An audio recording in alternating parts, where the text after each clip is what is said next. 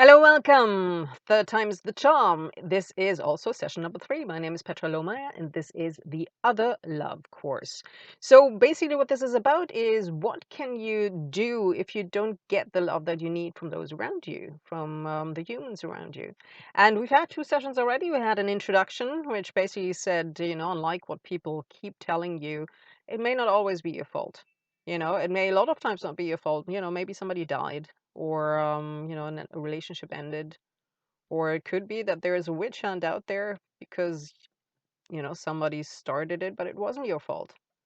There were a lot of people in history who were incredible human beings who ended up as the target of a witch hunt. So it's not always the person's fault. Sometimes people end up in a witch hunt because they are doing the right thing.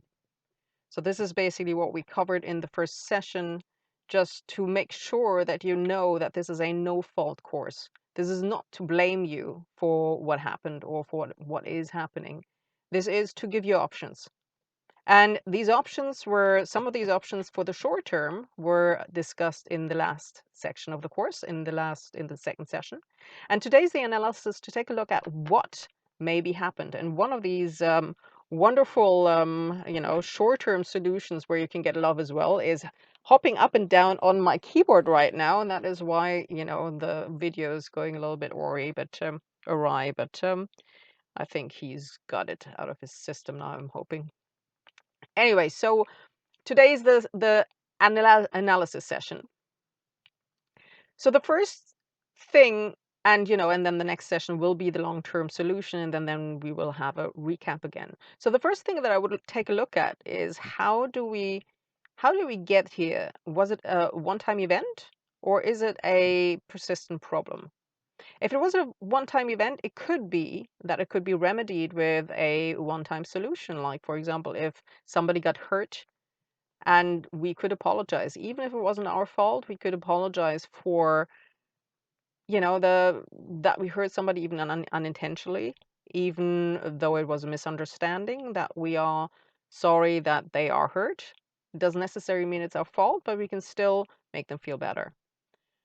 But sometimes even a one-time event can just show up that there is a persistent problem that we haven't actually noticed. One of the times when I found that out was when there was a new guy who came in, and it was a misunderstanding. What happened, I still don't know really why he was so upset. What I said was, he came in and he looked a little bit down. So I asked him, "How are you?" And he just looked at me and then walked away and basically didn't say anything. So I said, "Seriously, I really wanted to know how you are." And the reason was that I, wanted to show him that I really care for him, that it wasn't just that I was asking because you ask these things in the morning, but that I really cared. And I wanted to find out if there was anything that I could do to make him feel comfortable, make him feel welcome because he was new, or make him feel better. For some reason, which I still don't understand, he completely took this wrong. And 9 months later, he told me that I was a total bitch for saying that, and that I was a horrible person, and that everybody would think that I'm a horrible bitch for saying that. I still don't know why. I asked him how he is. You know, thing is, he went to other people and then also told them that what a horrible person I was. I still really don't understand what the reasoning was, and they turned against me, which means they weren't really my friends. I had thought they were my friends, but if they don't even ask me what happened, and they turned against me without having a discussion with me or having a conversation with me about what actually happened, he could have told them anything, So then you see that certain people maybe aren't your friends if they just turn around on you in that way. But that is just one example, right? Another then when I take a look at, is it persistent, for example, then I'll instead of people usually say take a look at it yourself, what you're doing wrong, because you can only control what you're doing, and then, if you change yourself, you change your environment. Well, sometimes it is true. It's not necessarily always true. It depends on what kind of an environment it is. And we went into this, I think, in the first or second session with the spiral dynamics. Depending on the environment you're in, it may matter what you do, it may not matter what you do, really. At least if you stay true to your ideals, right? So I would take a look. I mean, people should look at themselves, but they do that anyway. I mean, if something goes wrong and I wonder why people have a problem with me, then the first thing I do is look at myself. But if you stress this too much, people do it anyway, and then they start, self-doubting themselves, and then, there's a lot of guilt and shame involved, and then suddenly when people feel like that, but they don't, something inside them tells them that they haven't actually done anything, then they start blaming the other side in order to justify themselves. So you get into this whole spiral. And I want to avoid that by just taking a step back and taking a step up and taking a look at the environment to see if it is simply an incompatibility. Now, most people like people who are like themselves. Some people are different. Some people love, people who are different. But if you're in a situation right now where there's a witch hunt, for example, that's probably not the case. If you're in a situation where you were only looking at one source of love and you have nothing else, then it's probably also that there's an issue in the environment, because otherwise you would also have other people to take a look at. And maybe that you just have tunnel vision, you don't see what other love is out there, but we covered that last time in the last session. Now, one of the things that I would take a look at, look at the people who are popular in the environment that you're in, especially if it's a persistent problem. Would you want to be like them? Sometimes the answer is no, because they're horrible people. Sometimes you just don't fit into a certain environment because the people around you are Nazis. Then you don't want to become a Nazi yourself just in order to fit in. Some people do, but that is not what I would recommend, right? Are they awful to other people, or are they nice? Is it you who can develop yourself to a better person if you become like them, or will it drag you down, right? Now,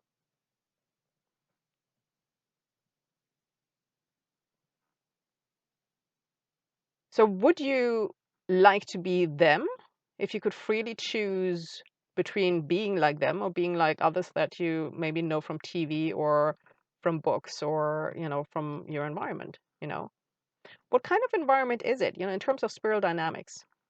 We went through this in the first session, so I'm not going to go through the whole thing again. But if it's a purple environment and you're on the outside, chances are you aren't purple. So you're further developed. So you don't want to adjust to them necessarily because you're further developed than that. If it's a red environment and you don't fit in there, you may either be purple. In that case, it's a good thing to get out because you're going to get bullied. Or you're further developed and then you really don't want to be drawn down to that level anymore either. If you're red, you're not going to complain about it because you're like that, right? If it is a blue environment, there are things that can be done, especially if the person who is in charge is blue, which happens a lot of times that they use the purple and the red people to bully people to put them in line. Then it can be a case of identifying who the person is, which is not necessarily always easy because sometimes they stay back a little bit, and then fixing the relationship with them, and then all of a sudden everybody else will fall in line. The same thing with orange people. With green people, you usually don't have that issue, and with orange people, quite seldom as well. So in that case, it really is a matter of individual contact with different people. So take a look at the environment, what kind of environment it is, what kind of person you are, where you judge yourself to be at this point, and whether there is an incompatibility there, right? Then also, is it just certain people that make you a non-fit, that initiate the witch hunt? In which case, you can deal with them in different ways. There's Terry Pratchett novels, especially the ones with Bimes as the policeman, deal with that a little bit, of how you can deal with it if somebody, picks on you, and how you can, in certain environments, turn that around to them. Sometimes you may just have to appease the person, but do you want to appease them? Or could it be a misunderstanding with them, as said before with somebody who's kind of in a blue kind of mood? Will become like them bring you forward? Will appeasing them or be friends with them bring you forward spiritually, mentally? Should they be in your peer group? I mean, you don't want to become a witch hunter to fit in, because that is what you sometimes have to do in some environments if there is a witch hunt on. On the other hand, if it's not about a witch hunt, you just don't have love right now because you just lost love. Again, this was covered in the last session. If it's intimate love, that was also partly covered in the last session. So you may want to take a look at the session number 2, right? Now, will you do the world a service by adjusting? You know, you may do yourself a service, you may even bring yourself forward, but it may not necessarily be something good for the world. Or should you be the odd one out to drag everybody up? You know, you may not necessarily, it may take a long time. You may not be the only one. They may have to see several examples of this before they actually change, but maybe you're there to show them to be that particular example, because they are, you know, they may be destroying everything otherwise because that's what they're used to, and they have never actually seen something else. Now, if it's not the right environment for you in most aspects, do you still need to stay there in order to learn something? Is there something that you still need to learn or contribute? You know, so you could decide that you put a time limit of how long you stay in there, that you hit a certain goal for yourself or for others, or for your mission, for example, and then you get out. Then the next thing, of course, take a look at yourself, you know, not mentioning it in the first step, as said before, but sometimes you can do something to change the environment for you by changing yourself without violating important values. I said, if there are important values that you have and you would be able to fit in if you would violate them, say if you are in an environment of Nazis, for example, and you would then start witch hunting, you know, people, and then that would be the initiation for you to fit in. Don't do it. You know, it will drag you down. Just move somewhere else, for example. But sometimes it could be something that you can do that is not necessarily your fault, but you can do something in order to appease somebody who may have an issue with significance, for example, is very insecure. And therefore, if you show them, you know, respect, what they think of as respect, even if you never showed disrespect before, but they misunderstood it as disrespect, sometimes you could do something to show them respect in order to appease them, and then they are friends with you as well, and then everybody else is friends with you, for example. You know, you could apologize, for example, as I said before, change some outer behavior. For example, sometimes you may be an extrovert in an introvert environment. And for a while, you may be able to adjust and just put yourself a little bit down, and calm yourself a little bit in order not to upset them too much. But I would not recommend doing that for a very long period of time, because the way that you act, the way that you move your body will affect your mood. And if you're an extrovert and you have to be, you know, completely calm all the time, you will get depressed. You know, it will affect you. It will affect your thinking. It will affect your ability to solve problems. It will affect everything. So it can also have long-term implications in you. The same thing if you're an introvert and you're in a very extroverted environment, it may also not be the right thing for you. Sometimes it can just be a case of reversing energy.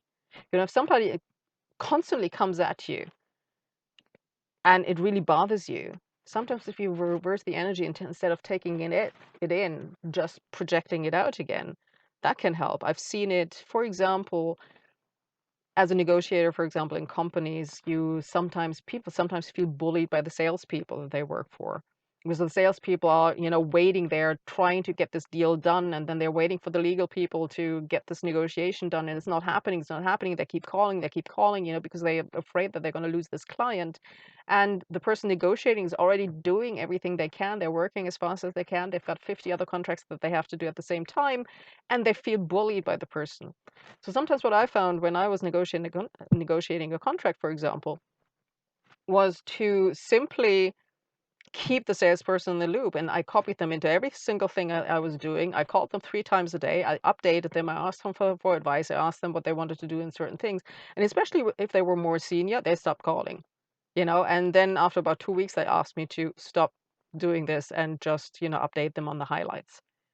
So I reversed the energy, and initially I appeased them with it because I gave them, I showed them that I was really working on it, that I wasn't ignoring them, and that I was respecting them, and I was respecting the deal as well.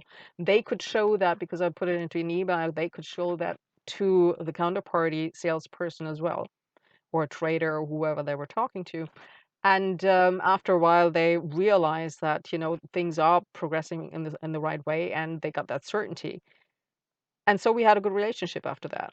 So it was just a matter of reversing energy. If I had withdrawn, what a lot of negotiators do, that, if somebody keeps chasing them, they just don't take the calls anymore. They don't pick up the phone anymore. They walk somewhere else when the person is coming.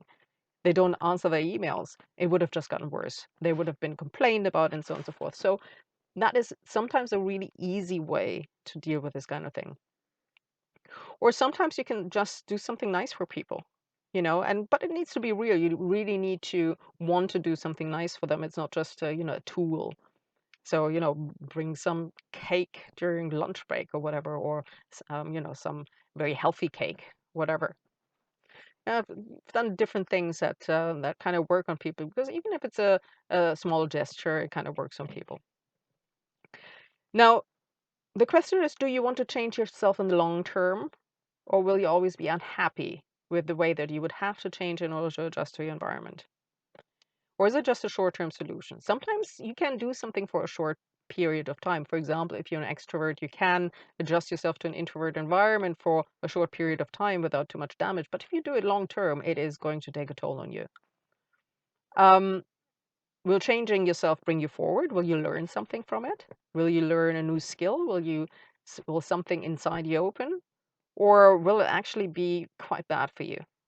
I mean, even as an extrovert in an introvert environment, I found I was an extrovert and then I was forced to be in an introvert environment and stay way too long. But what I did realize is that it opened some things in me that weren't there before. Just checking that this is still running. Yes, it is still running. Okay. Now, if it is a short-term solution, it is just to survive and you got there by accident.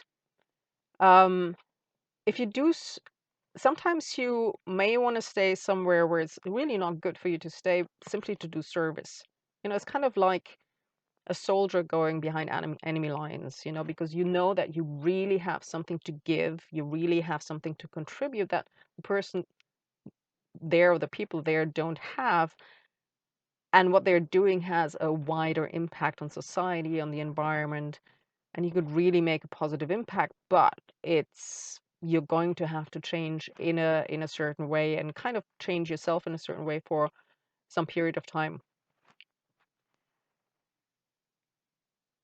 If you're not associated with some sort of human force, if you're not like an undercover cop or something, who has a handler and deals with, but you're yourself only, and you just see that there's a need there and you should be staying there, and there's nobody to back you up, it can have a psychological toll, and you're gonna have to be aware of that.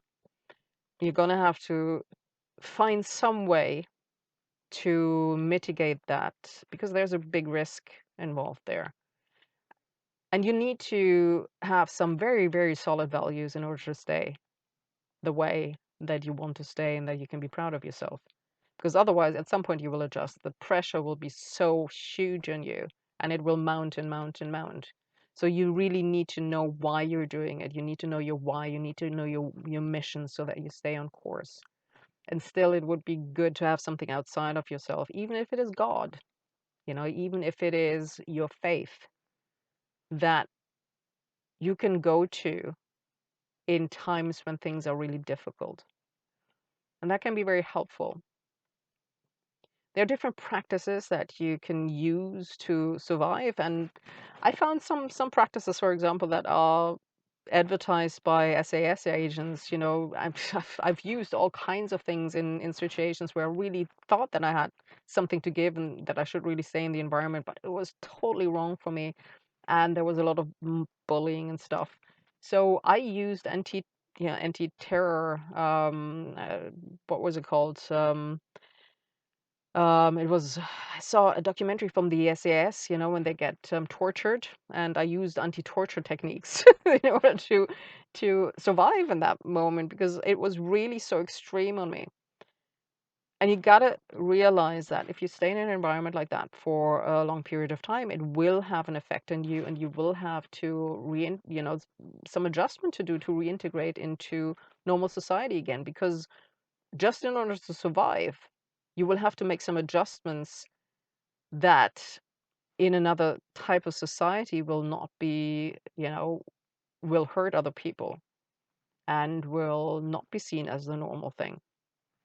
So it is a hard thing to do. So basically, at the end of this analysis, you will know what the issue is. If it is yourself, if it is an incompatibility with the environment, if it is something that you still want to stay in short term, or if you want to make a move to change long term.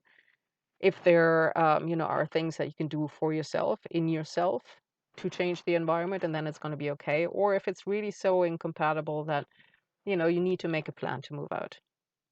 So the next session will be about long-term solutions, different types of long-term solutions. It's not going to be all long-term solutions. Every situation is different, but there are a few patterns that I found will work, and I'll just set them out for you. You can take a look at them if they work for you, or maybe they give you an idea. And while you're waiting for the long-term solution, take a look at the last session with the short-term solutions, because there are some beautiful short-term solutions there that you can take advantage of.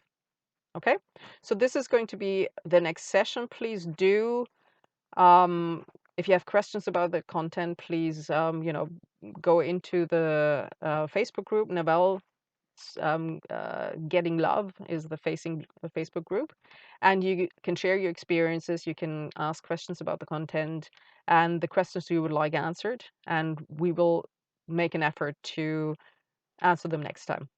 Okay, so next time is going to be the long-term solutions, and I look forward to seeing you there.